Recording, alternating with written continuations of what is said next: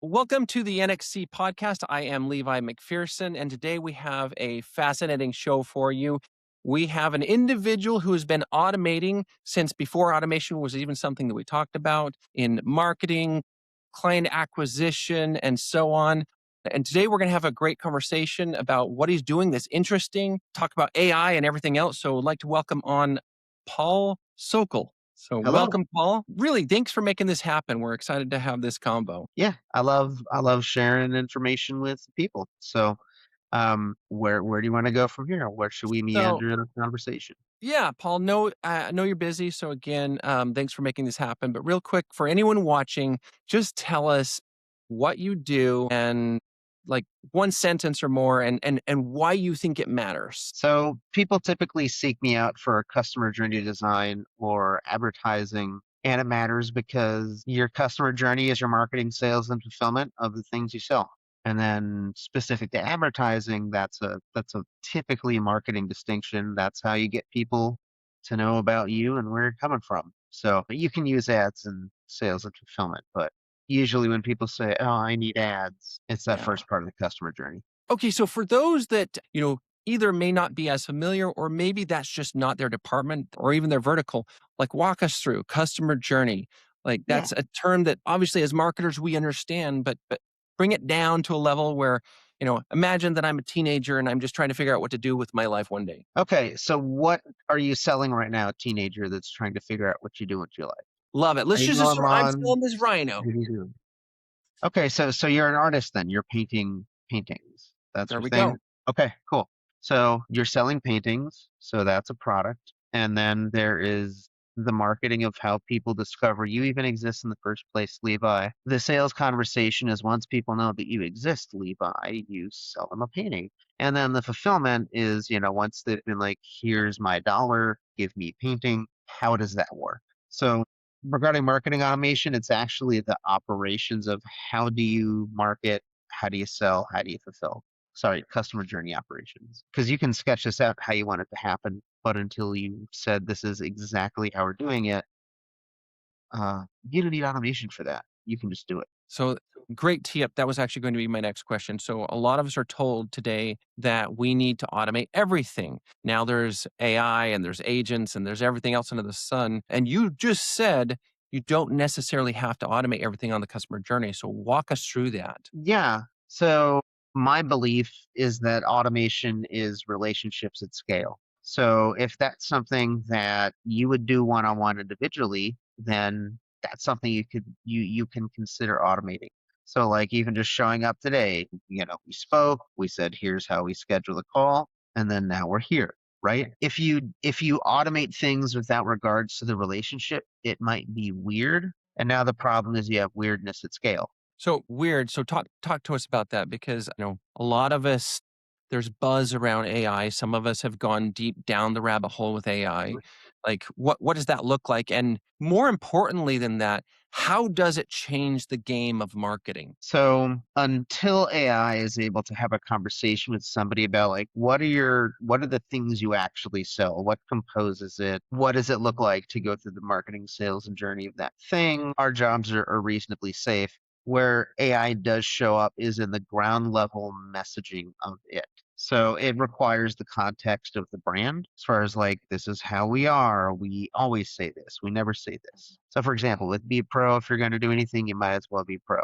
And then something we never say, if we can avoid it, is the word just. It's a permission seeking word. You can either get rid of it from the sentence that it's in or say merely simply. Unless you're talking about like, hey Levi, we just started this recording right now. That's really it. So AI shows up when you need to write words faster. Mm. You got to train it on the context of what it's doing though, and how are you supposed to speak to people. And so that's where I see a lot of people fall down. They're like, we're gonna do a lead magnet, but it's the heart and the soul of the words you say and how many emails or texts that you're sending that determines what you're going to say. And I always like to, and your high school example is perfect. I always like to use the example of inviting somebody to a party. Hey, Levi, I'm having a party tonight. You want to show up?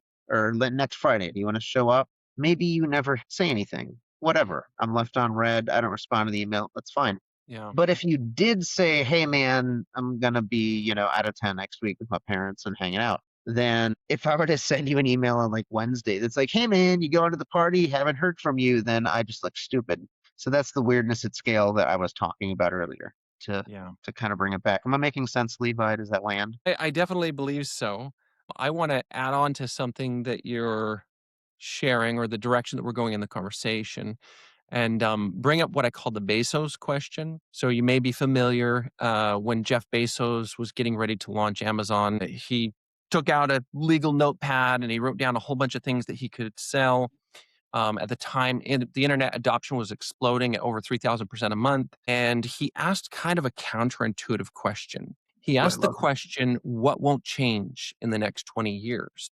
And that was ultimately what allowed him to select books as his first entry point. He still had a big vision of where he wanted to take Amazon. So, Hmm. my curiosity based question is related to marketing. We've been talking about AI. You are clearly one of the leaders in the automation space, but what do you see that isn't going to change as a result of marketing or as a result of automation? Relationships. That's it. It doesn't matter if I sit down and write a whole series of emails. Doesn't matter if an LLM sits down and composes and synthesizes a series of emails. What does it do for the relationship? If it helps the relationship, great. If it doesn't, either work with the copywriter or find somebody else. And if you used an LLM to write it, retrain it. Or consider that maybe it's not there yet. Mm. There's somebody to write it for you. Yeah, I actually love that, and I couldn't agree with you more on that one, Paul. That I believe as technology starts creating this upward pressure, it starts creating noise in the market space. That the pendulum will swing, and we're going to gravitate more and more to things that make us human. You've probably heard the conversations about humans in the loop as an essential part, and now that we have Yeah. agents coming in, like what we were even doing 6 months ago has dramatically shifted. So now Mhm, we're more geared towards setting the vision. I mhm. am curious in relationship to this, like you've been in this game for a long time. What are the core principles that you apply that those like myself that are entrepreneurs trying to create value for other people, trying to create relationships? What are the core principles that you adhere to that we could apply today and that won't change in the next 20 plus years? I love it. That's a solid question. I think one of the core principles is being clear on what you're selling. Is it a product? Is it service? Are you selling a hamburger or are you mowing someone's lawns? That's it. That's never going to change. That's all the people buy. If you look at anything in the world, they're buying a product or service. The other thing that won't change is that the natural psychology of a relationship. You can't just go from I don't know you to I really trust you. So marketing is going from nothing to someone that actually knows what you're up to and what you're about. Or if you look at the business side of it, it's a face with a name. Hmm. And then the sales conversation with regards to transforming, I'm selling a hamburger or a lawn service, it's just that intentional piece. How do I Yeah. take somebody that wants a hamburger or a lawn service and have them pay for it? Obviously, it's a very silly extreme example, but if I want you to buy my hamburger, I probably have a restaurant or a burger stand or something, and you're going to walk up to it. And maybe I have a marketing asset of a sign outside or something like that.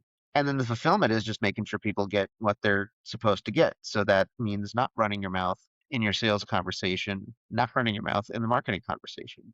That's never going to change. In fact, it's going to change for the better for folks like us that authentically have something to offer compared to the scam types. It'll be Hmm. very easy to tell thanks to tools like LLMs and AIs and AGIs that like this dude's full of crap. Hmm. This thing doesn't exist. What am I selling? How do people buy it? And then relationships. What are the literal words I'm going with? I think at Chick-fil-A, they never say thank you, they say my pleasure. Yeah. It's so subtle, and they're selling sandwiches, that's it. Yeah. Okay, they have a chicken sandwich. There's a little bit more of a unique angle, but you're still walking and buying a sandwich because you're hungry. Yeah. And so they never say thank you, they say my pleasure, and that just changes a little bit about that customer journey. Yeah. So, real fast before we move off the topic, you did mention, I think you actually used the word, the scams or the scam type. Yeah. I just have a curiosity on your perspective because you are in the automation space. Does morality come into the formula at all for you when it comes to what to automate and what not to automate? That to me, that comes back to like that weird question. I'm not sure about like morality and right and wrong, but if I'm texting you every single day, Levi, come to this party next Friday. Hey, it's Tuesday. You want to come to this party? Good morning. It's Wednesday. Do you want to come to this party? I don't know if morality is a thing in that, but it's definitely weird. It doesn't make me want to, that doesn't make you want to be my friend more because I'm bugging the hell out of you every single day. Yeah. I guess as far as the conversation of morality, that comes to what are people, that comes down to the product or the service. If the product or service is against morality, well, then everything else falls apart. Or Yeah. rather, it doesn't, but you very clearly know exactly what you're getting into. If what you're offering, what you're selling, the service that you're providing is unethical, if you know that, relationships, customer journey, doesn't matter. Those distinctions are still there, Yeah. but you know what you're doing. You're not stupid. Hopefully. Hopefully. Yeah. Yeah. I think what I hear you saying, if I could restate it back kind of in my own frame, is that automation, whether or not we're using technology or whether or not, I think you brought up like Chick-fil-A, it's a conveyor belt line and there's a process Hmm. that doesn't negate what's fundamental to why we do business with one another, which is, we're just Yes. fulfilling a need. There's something that actually helps me, right? Whether or not it's sustenance for my body or whether or not it's, clothes so that people don't look twice when I'm walking down the street, Hmm. right? Those fundamentals don't change. So automation, Yeah. whether or not it's AI, agentic, or a point of sale, that's just a tool, right? It's the same thing as a Yeah. tractor, right? A tractor's still going to get us the food. It's just going to get it to us faster. It's going to do it more effectively, and it's going to free us up to Mhm. do more of the things that make us humans. Love the direction of the conversation. So, what are you working on now that's interesting that people would want to know about? So something that we're working on now is a keyboard shortcut masterclass, which sounds very different than like an automation or an advertising thing, but it comes down to empowering the humans to be more effective. Mm, Because ask yourself this, how many times do you open a new browser tab every single day that you're working? I don't know, 50, 100, couple hundred times. If you lose a second every time you go to just open a browser tab, that time literally stacks up. You're literally losing minutes, eventually hours, and like a bunch of time doing it. So that's what this masterclass is about. It's about almost I've been lately saying operating at the speed of thought because old school computers back in the 80s and the 90s, they were old school computers. They only move so fast. There's only so much RAM. But now, if I'm curious about something, I can open a tab, start typing, press enter, and be operating at the speed of thought. But if I have to go from my keyboard to now go find my mouse, where's my cursor? Dude, and then back mm, to my keyboard, you're wasting time. And the same thing with your email in your inbox too. So that's the last part of that workshop is we teach you how to work more effectively in your operating system. Doesn't matter which one, in the common programs that you use. And then we start talking about email and keeping your inbox together. Because that's another thing. If you're not on top of your mail, who knows what you're missing, but there's just money leaking out everywhere. It's like your physical mailbox. yeah, We don't get a lot of physical mail these days, but if you just ignored it entirely, there's gonna be problems. yeah.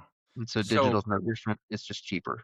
And uh, people can afford to just hoard emails. I hope people pay attention to what you just said because to me, it's critical if you want to stay competitive, you want to stay relevant in the Yeah. market space today. It's the speed of thought. So the internet made uh, information a commodity. Like we're at the point where information became a commodity. Now intelligence is becoming commoditized. And if you're not leveraging that, then you will be outmoded. It would be in my world, it would be foolish not to take advantage. I'll put a metaphor to it. Right? We came from an agrarian society at one point where most of the community they worked on farms.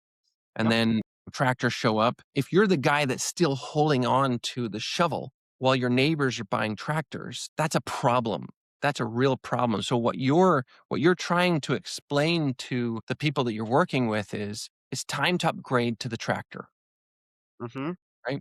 And now we're even in a realm where it's not just a tractor, it's a tractor being driven by a robot that's connected to the internet through satellite. So you can go Genius. out, right? You can go out and you can figure out exactly what to do to grow your business, to meet more of the needs of the people that you're serving. What truly makes them healthier? What makes them happier? How do we build a community around this thing? So it's pretty awesome. I actually love the space that you're in. Oh, good. Me too. And I chuckled earlier when you're like, this is a tractor that's connected to the internet, that's connected to the earth, that can answer questions. Like, I never really thought about it. And you're absolutely right. If you're that dude in the field holding a shovel, even there's tractors driving around you, there better be a very, very good reason you're still holding that shovel. Because maybe there are specific use cases for that. But if there's not a reason and you should probably be using a tractor, you should probably just be using a tractor. And if you don't want to learn, go find someone that knows how to do that Yeah. to stay competitive. Because yeah, you got to operate at the speed of thought, which means as stuff is coming into your inbox, you should be able to quickly and easily identify: do I reply? Does something needs to happen? Does something they need to happen? And or just don't show up on my inbox anymore. Yeah. Anyway, So last two questions for you, Paul. First, who is the entrepreneur that you just love to work with, right? What do they look? Because I've got people that I know I love working with, and I got people that I know don't really fit in my space. And there's people that I can amplify. So describe that person for us and why. And then the last question, and this is more for anyone. okay. This is actually my favorite question to ask when I'm in a big room of people that I don't know yet. Can I answer you later after the first question? What's that Because you again? just said, well, you're like, I have two last questions for you. Here's this deep, insightful question, and then the other question. Can I do one at a time, or do you have Okay, we'll hit the first one already? first. Hit And that I one first, and I'll hit you with the no, last 'cause one. that's a good question. Because again, it comes back to that line item. It's like, what are people selling? How do we best serve them? So if people have any kind of a B2B service where the price magnitude is three figures or more, um, and it's either a subscription based thing or a paid in full kind of thing, if the buying cycle is weeks to months, and if it's an assisted sale, Mm, those are the people that we can. And when I say assisted, I mean not a vending machine. I can go buy a soda without talking to anybody. So that's what I mean when I say an assisted sale. They have to speak with somebody to do it. Those are the people we can serve the best. If it's a product or a shorter buying cycle, like sure, maybe advertising will work best for you, but that's our sweet spot. love People it. that are up with stuff, they got a team, they need to make it the whole thing better. And of course, they have to be a brand fit too. So they Yeah. can't just fit those features I just listed.